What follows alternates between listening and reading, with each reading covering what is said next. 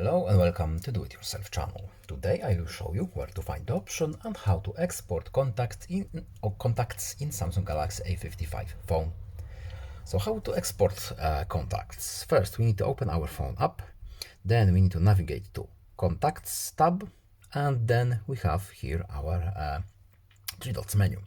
When we tap it, we have Manage Contacts options, and in here Export contacts. When we open this option, we have a few things that we can do here.